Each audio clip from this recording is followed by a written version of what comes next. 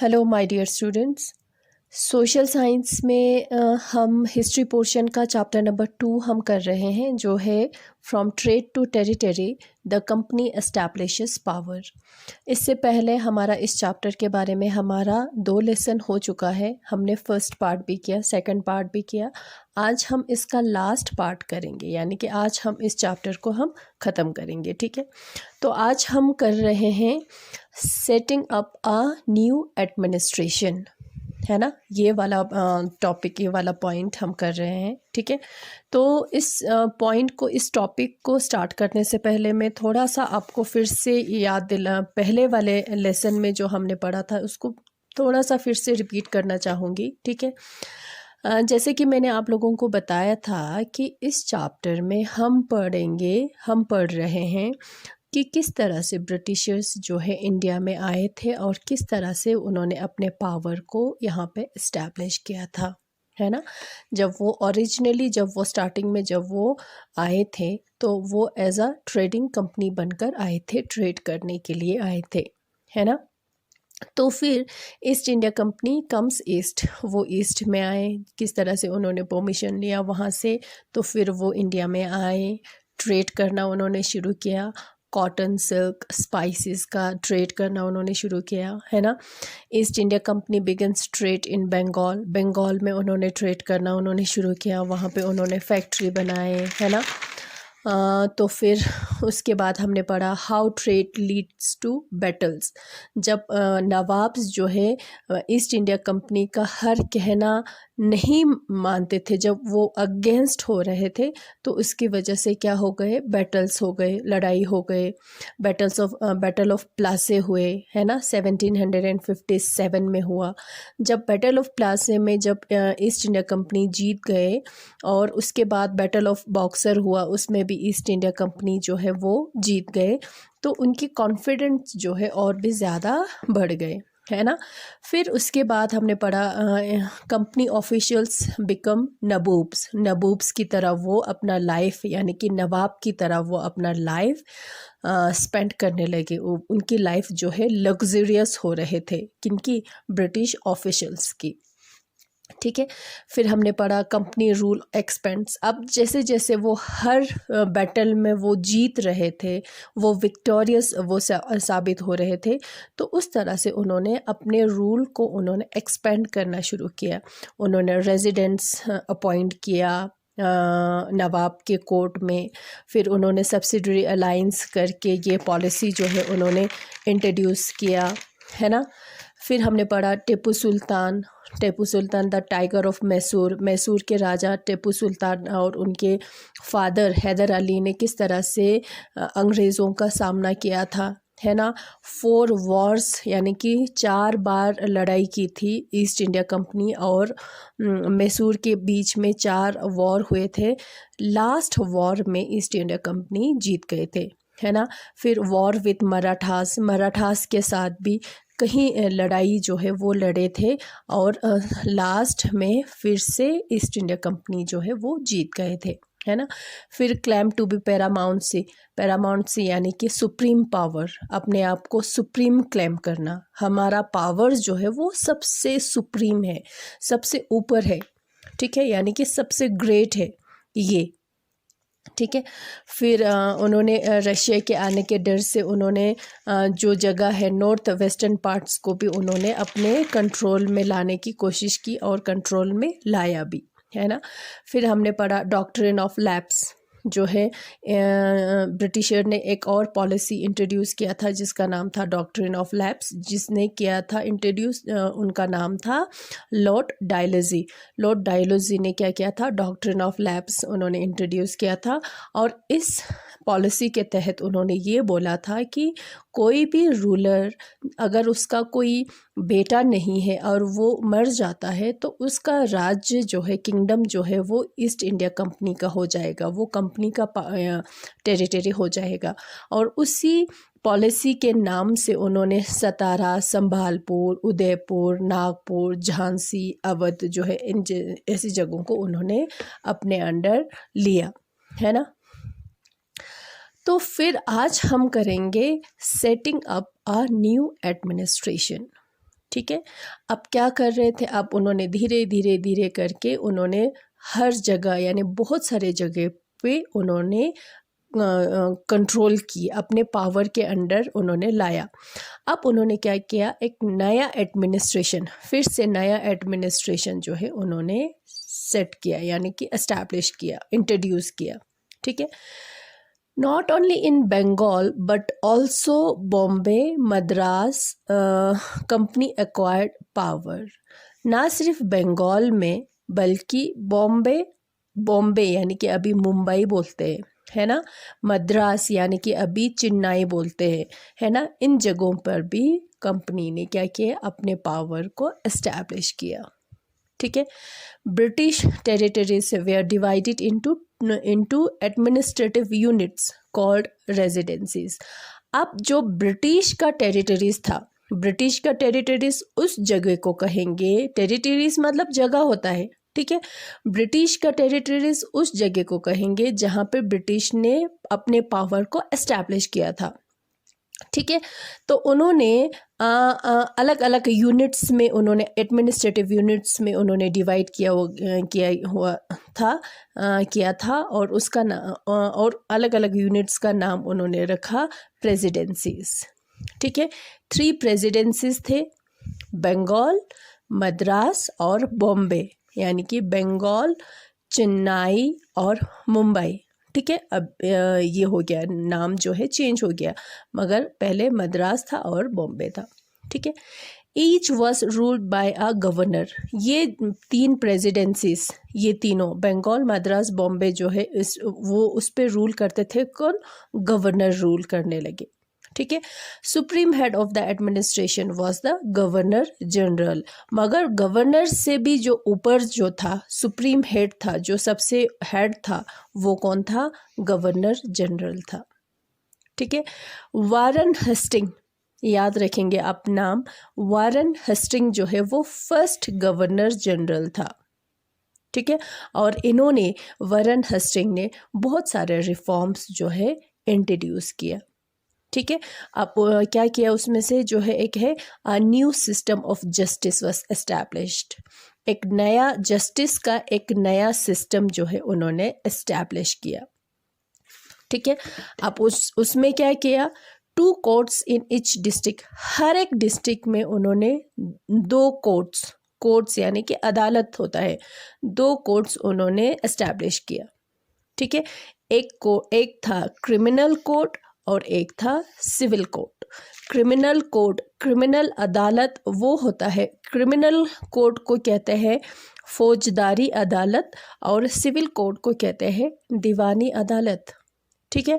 और criminal court, criminal जो अदालत जो है उस केस को डील करेंगे जो क्रिमिनल से, क्राइम से रिलेटेड होगा, क्राइम से, किसी ने किसी को मार दिया या इस तरह के। ठीक है। सिविल कोर्ट वो वाला केस हैंडल करेंगे जो सिविल है, यानी कि किसी प्रॉपर्टी के मामले में 2 लोगों का लड़ाई हो गया, इस तरह के जो कुछ हो जाता है, वो कोर्ट, वो जो है कौन हैंडल करेगा, सिविल कोर्ट हैंडल करेगा। ठीक है। उन्होंने 2 कोर्ट्स, हर एक डिस्ट्रिक्ट में उन्होंने 2 कोर्ट्स जो है उन्होंने एस्टैब्लिश किया। किसने, ब्रिटिशर्स ने। ठीक है। European district collector presides over civil courts. Civil court का जो प्रिसाइड जो हेड था वो कौन था, यूरोपियन था, डिस्ट्रिक्ट कलेक्टर जो है सिविल कोर्ट पे प्रिसाइड्स करते थे, उसका हेड था यानी कि। ठीक है। काजी और मुफ्ती को रखा गया, किसके लिए, क्रिमिनल कोर्ट्स के लिए, और उनके लिए भी जो सुपरविजन जो है उनको भी कलेक्टर से मिलते थे, यानी कि कलेक्टर जो ऑर्डर देंगे मुफ्ती और काजी जो है उसको फॉलो करेंगे। ठीक है। इस तरह के सिस्टम उन्होंने बनाए। Under the regulating act of 1773 act के जो अकॉर्डिंग जो है उन्होंने क्या किया, एक सुप्रीम कोर्ट उन्होंने एस्टैब्लिश किया, सुप्रीम कोर्ट। ठीक है। एक कोर्ट, अदालत, जो सुप्रीम कोर्ट जो अदालत जो है उन्होंने एस्टैब्लिश किया। कौन से एक्ट के तहत? Act regulating act of 1773। ठीक है। कोर्ट ऑफ अपील, द सदर निज़ामत अदालत एक और कोर्ट जो है उन्होंने इस्टेब्लिश किया, कहाँ पे? कोलकाता में, और जिसका नाम था सदर निज़ामत अदालत। ठीक है। The principal figure in Indian district was the collector. जो इंडियन डिस्ट्रिक्ट का जो मेन हेड, जो मेन पर्सन जो होता था वो कौन होता था? कलेक्टर होता था। कलेक्टर किसका हेड होता था? डिस्ट्रिक्ट का। ठीक है। हिज जॉब वाज, अब कलेक्टर का जॉब क्या, काम यानी कि काम क्या होता था? रेवेन्यू और टैक्स कलेक्ट करना। ठीक है। और डिस्ट्रिक्ट में लॉ एंड ऑर्डर मेंटेन रखना, यानी कि लॉ एंड ऑर्डर, कानून जो है वो बनाए रखना। ठीक है। और उस काम में उनकी कौन मदद करता था? कलेक्टर की मदद करता था जज, पुलिस ऑफिसर्स और दरोगास। ये सारे जो है कलेक्टर की मदद करते थे, किसमें? लॉ एंड ऑर्डर मेंटेन रखने के लिए। ठीक है। His office the collectorate become the new centre of power and replaced previous holders of authority. उनका जो ऑफिस, किसका ऑफिस? कलेक्टर का ऑफिस। डिस्ट्रिक्ट कलेक्टर तो अभी भी होते हैं, है ना। कलेक्टर का ऑफिस जो है जिसको कहते हैं कलेक्टरेट। ठीक है। कलेक्टरेट जो है वो बन गया एक सेंटर ऑफ पावर। अब जित ज़्यादा पावर जो है किसके पास होने लगे?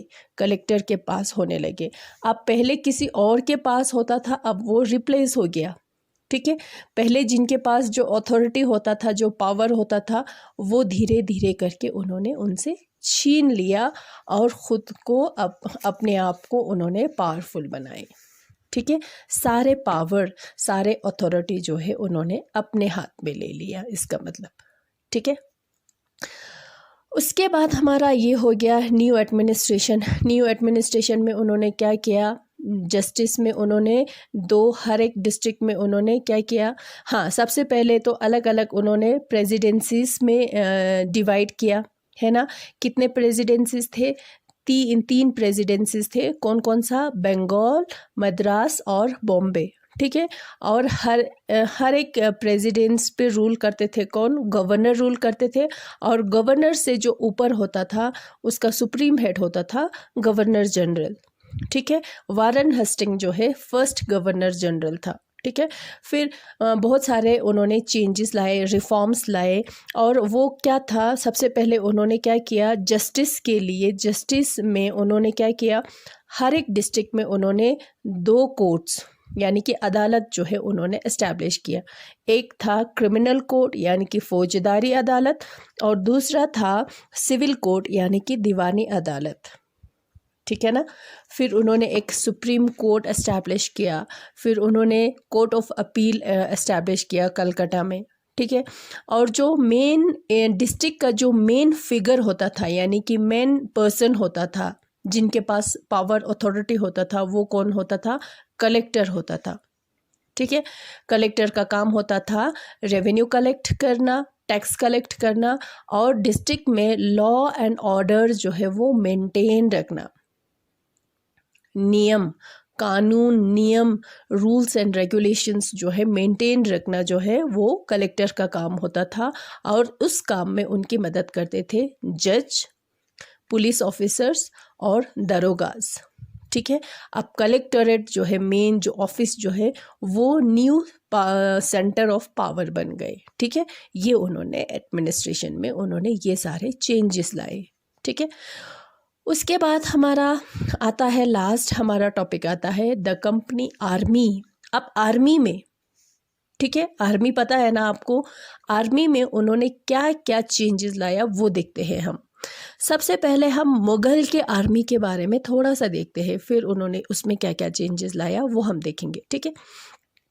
सबसे पहले मुग़ल आर्मी जो है उसमें क्या क्या होता था? मुग़ल के आर्मी में क्या क्या होता था? एक तो कैवलरी होता था। कैवलरी वो होता है जो हॉर्स पे, घोड़े पे बैठकर लड़ाई करते हैं ना, जिसको घुड़सवार कहते हैं, वो कैवलरी था मुग़ल के राजाओं के पास, कैवलरी सोल्जर्स था, इन्फेंट्री सोल्जर्स था। इन्फेंट्री मतलब पैदल फुट सोल्जर्स, जो पैदल चलकर जो लड़ाई करते हैं ना, उनको इन्फेंट्री सोल्जर्स कहते हैं।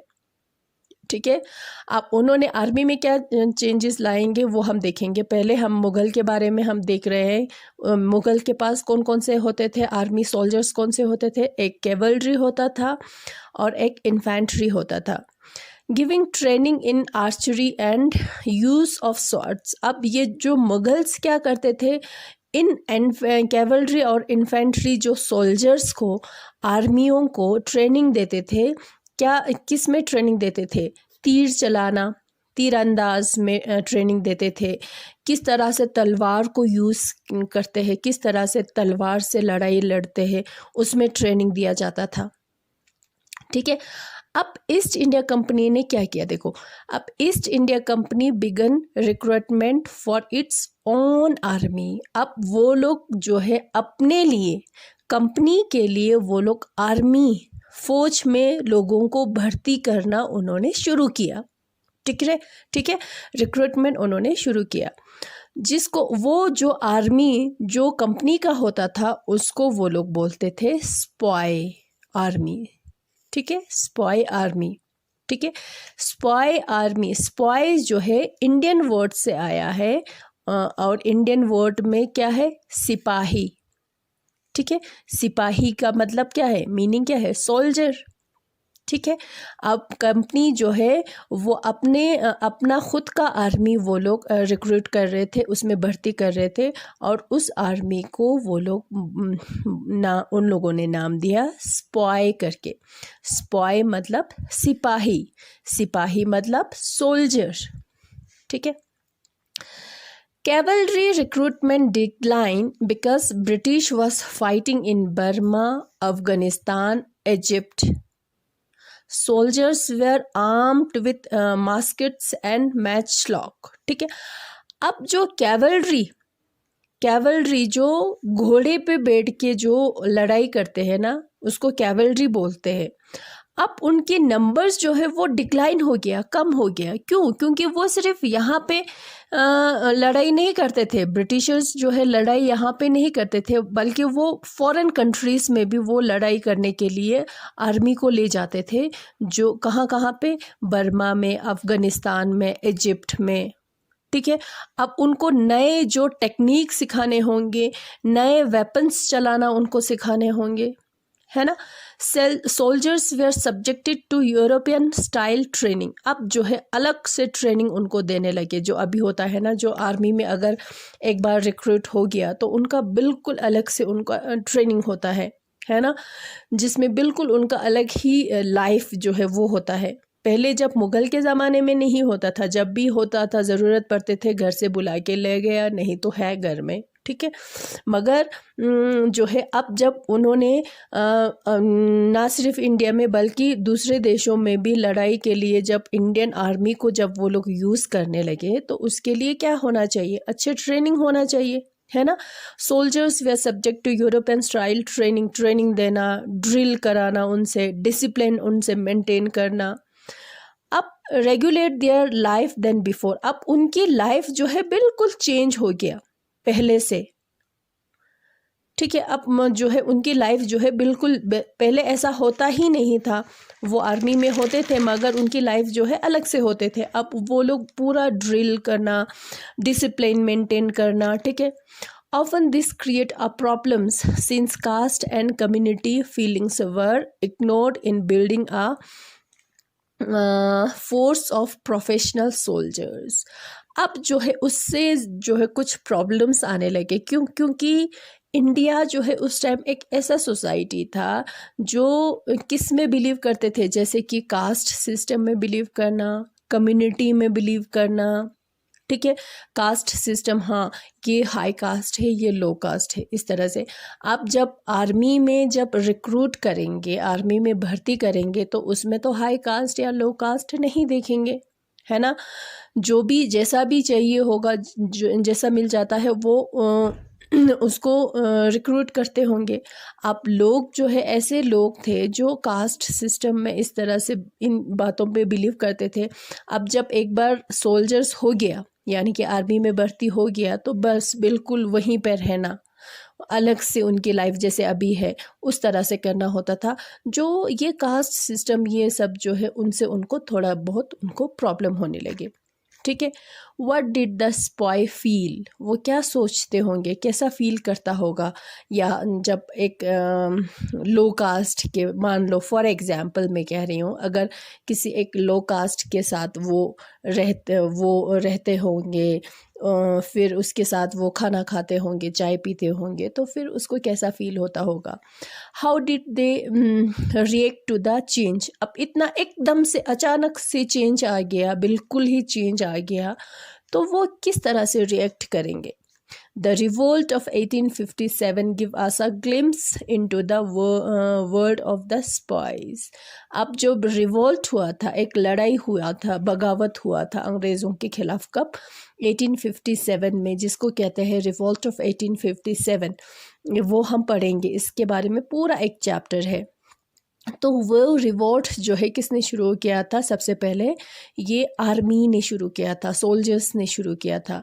तो वो भी एक रीज़न है, वजह है आर्मी, क्योंकि उनके डिससेटिस्फेक्शन का। ठीक है, वो लोग सेटिस्फाइड नहीं थे उनकी आर्मी सोल्जर्स लाइफ से, तभी तो उन्होंने रिवोल्ट ऑफ 1857 उन्होंने शुरू किया था, वो हम बाद में पढ़ेंगे। ठीक है, अब हम थोड़ा सा देखते हैं कंक्लूजन क्या है। कंक्लूजन में क्या हम कहेंगे, Thus, the East India Company was transformed from a trading company into a territorial colonial power. इस तरह से ईस्ट इंडिया कंपनी जो है वो ट्रांसफॉर्म हो रहा था, चेंज हो रहा था, किससे, एक ट्रेडिंग कंपनी से। अब वो क्या बन रहा था, एक टेरिटोरियल कॉलोनियल पावर। ठीक है, अब वो ट्रेडिंग कंपनी से वो मास्टर बन रहे थे, रूलर बन रहे थे। ठीक है, steam ship reduce the journey to 3 weeks from 6 to 8 months। अब जो है अब ये ऐसा वक्त था जो हर जगह चेंज हो रहा था, डेवलपमेंट हो रहा था।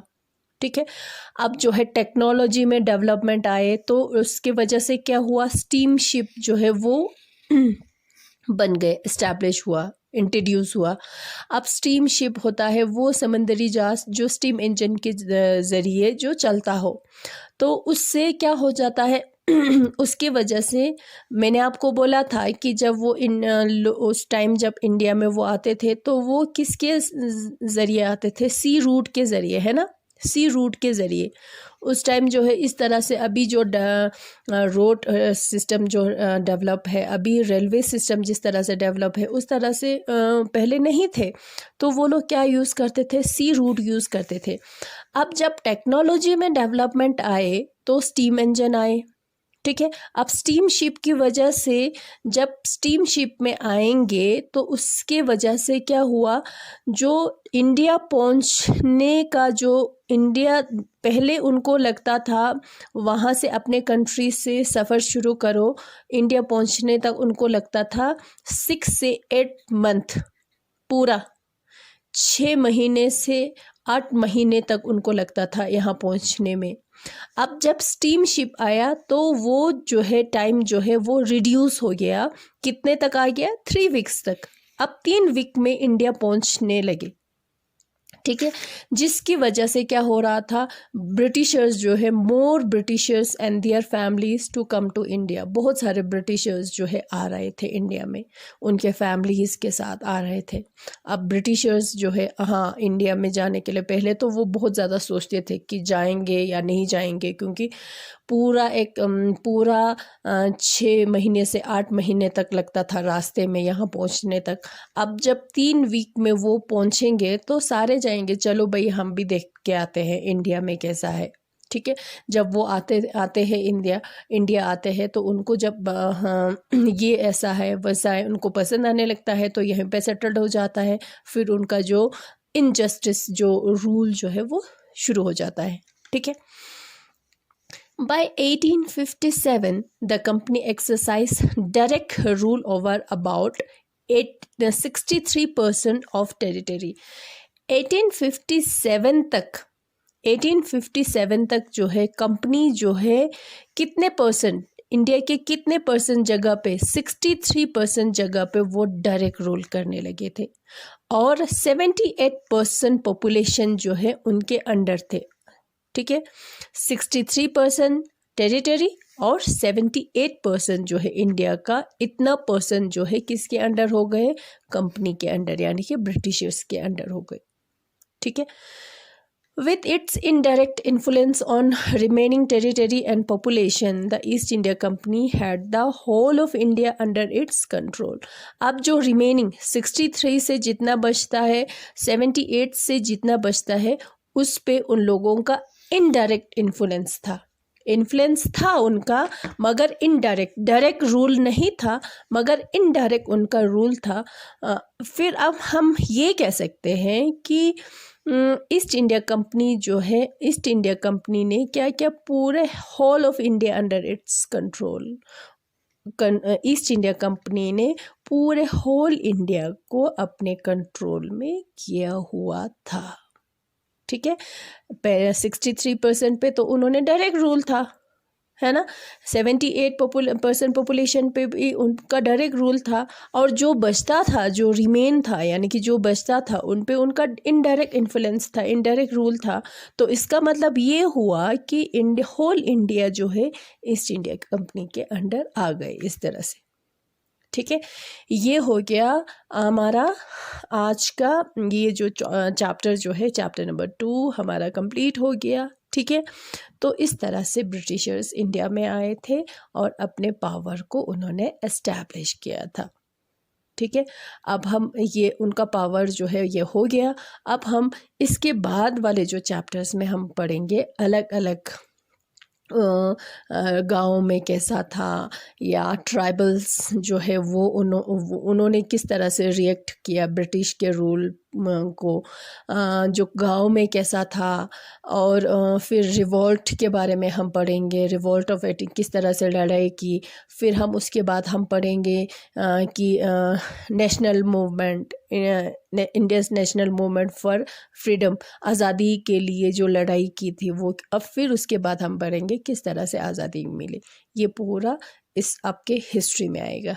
ठीक है, तो ये आप कर लो, ये आप वीडियो देखो, फिर हम नेक्स्ट क्लास में हम इस चैप्टर का हम एक्सरसाइज करेंगे। ठीक है, थैंक यू।